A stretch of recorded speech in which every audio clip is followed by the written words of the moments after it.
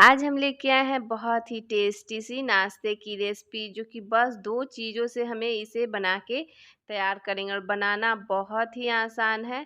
तो चलिए इसको हम बना लेते हैं। चैनल पे नए हैं तो बेल आइकन के साथ ज़रूर सब्सक्राइब करें। तो यहाँ पे देखिए, बनाने के लिए हम आलू उबला हुआ ले लिए हैं और इसे अच्छी तरह से ठंडा करके तब मैश किए हैं। और उसके बाद हम यहाँ पे डाल देंगे बारीकी कटा हुआ और प्याज डालने के बाद हम यहाँ पे भुना हुआ जीरा लेंगे। और जीरा डालने के बाद अब हम साथ में डाल देंगे चिली फ्लेक्स। और चिली फ्लेक्स डालने के बाद हम यहाँ पे थोड़ा सा कसूरी पत्ता लिए हैं, वो डालेंगे। और स्वाद के अनुसार नमक डालेंगे। और नमक डालने के बाद थोड़ा सा हम यहाँ पे अजवाइन लिए हैं। और अजवाइन डालने के बाद इन सबको हम मिक्स कर लेंगे और अच्छी तरह से हमें मिक्स करके इसका हमें फिलिंग को तैयार कर लेना है। तो बिल्कुल इस तरह से इसको मसलते हुए और अच्छी तरह से इसको मिलाते हुए हमें फिलिंग को तैयार कर लेना है। तो यहाँ पे देखिए फ्रेंड, हम इसे तैयार कर लिए हैं और अच्छी तरह से ये मिल चुके हैं सभी चीज़ें। तो चलिए अब हम इसको बनाते हैं। तो यहाँ पे देखिए, बनाने के लिए हम यहाँ पे कढ़ाई को गैस पे डाल दिए हैं और इसमें अब हम डाल देंगे पानी। तो 1 कटोरी हम पानी लिए हैं और उसके बाद इसमें हम अब डालेंगे नमक। तो स्वाद के अनुसार हम इसमें नमक डाल देंगे और नमक डालने के बाद इसमें हम डालेंगे थोड़ा सा जीरा। और जीरा डालने के बाद हम इसमें डालेंगे चिली फ्लेक्स। और उसके बाद हम यहाँ पे डाल देंगे तेल। तो जो तेल आप खाते हैं वही डालें, हम यहाँ सरसों का तेल डाल रहे हैं। तो यहाँ पे तेल डालने के बाद इन सबको डाल के इस तरह से हमें मिला देना है और मिला के इसको हमें थोड़ा गरम होने देना है। तो यहाँ पे देखिए, ये हल्की हल्की गरम होने लगी है। तो उसी कटोरी से हमें आटा भी लेना है। जिस कटोरी से हम पानी लिए हैं, सेम उसी कटोरी से हमें पानी लेना है। और इन सबको डाल के अब हमें इसे आटे को पकाना है और लो फ्लेम में ही इसे हमें पकाना है और अच्छी तरह से इसको पका लेना है, ताकि जब हम इसको बनाएं तो अच्छे से बन के आए। तो इसी तरह से इसको हमें इसे चलाते हुए इसे हमें पका के इसको डो जैसा तैयार कर लेना है। तो चलिए इसको हम इसी तरह से पका लेते हैं, फिर आप लोग को दिखाते हैं। बहुत आसान तरीके से ये बन जाता है, बिना आटे गूँथे ये रेसिपी बन जाती है। आटा गूँथने का एकदम झंझट ही ख़त्म हो जाता है अगर इस तरह से। और बहुत सॉफ्ट बनती है, ऊपर से क्रिस्प एकदम सॉफ्ट बनती है अगर इस तरह से बनाएंगे तो देखिए यहाँ डो ये तैयार हो चुका है। तो चलिए अब हम इसे एक थाली में निकाल लेते हैं। तो यहाँ पे देखिए, हम थोड़ा सा तेल लगा दिए थे थाली पे और उसके बाद हम डो को इस तरह से रखेंगे ताकि ये चिपके नहीं। तो यहाँ पे इसको डाल के अब इसको हमें मसलना है और मसल के इसको थोड़ा चिकना कर लेना है।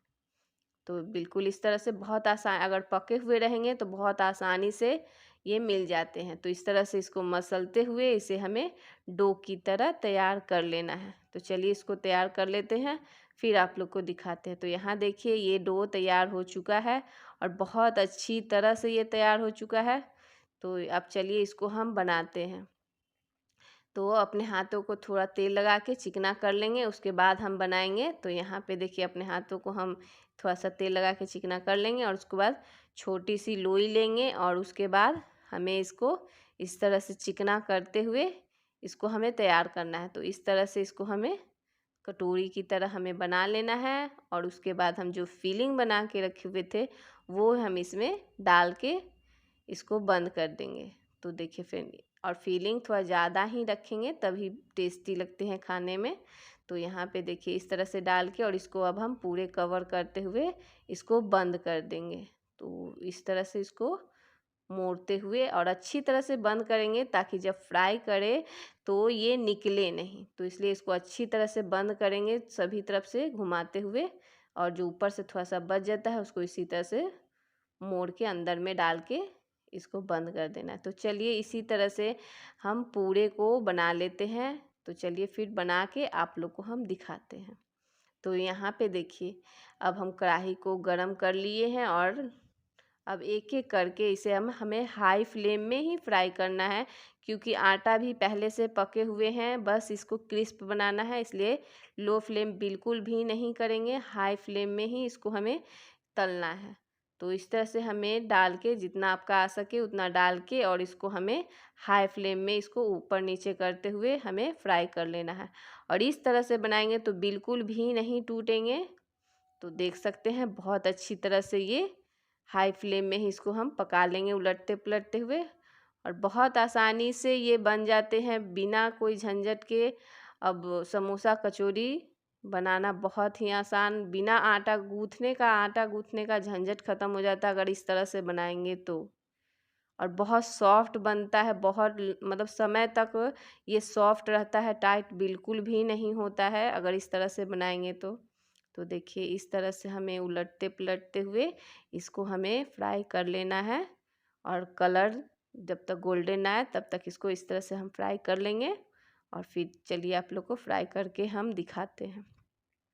तो यहाँ देखिए हम पूरे ऊपर नीचे करते हुए उलटते पलटते हुए इसको हम फ्राई कर लिए। और देख सकते हैं कितना फूला फूला एकदम बना है कचौरी, और एकदम फटा भी नहीं है, बहुत अच्छी तरह से ये बन गया है और एकदम फूल गया है बहुत अच्छी तरह। तो चलिए इसको हम निकाल लेते हैं और बाकियों को इसी तरह से फ्राई कर लेते हैं। तो यहाँ पे देखिए फ्रेंड, हम इसको बना के तैयार कर लिए हैं पूरे कचौरी को। और बहुत फूली फूली एकदम सॉफ्ट बनी है और खाने में बहुत ज़्यादा ये टेस्टी लगती है। तो गेहूं के आटे से एकदम मज़ेदार, एकदम नए तरीके से ये रेसिपी बनाइए, बहुत अच्छी लगेंगी और खाना में बहुत ज़्यादा ये टेस्टी है। तो इसको दही के साथ, सॉस के साथ या कोई सब्जी के साथ खाइए, बहुत अच्छी लगेगी। तो इस तरह से बनाइए, बहुत टेस्टी और हेल्दी भी हुई, गेहूं के आटे की है और अच्छी लगेगी। तो चलिए मेरी तरह से आप लोग एक बार ज़रूर ट्राई करिए और हमें कमेंट में बताइए आज की मेरी रेसिपी आप लोग को कैसी लगी। फिर मिलते हैं आप लोग से नेक्स्ट रेसिपी में। Thank you for watching video.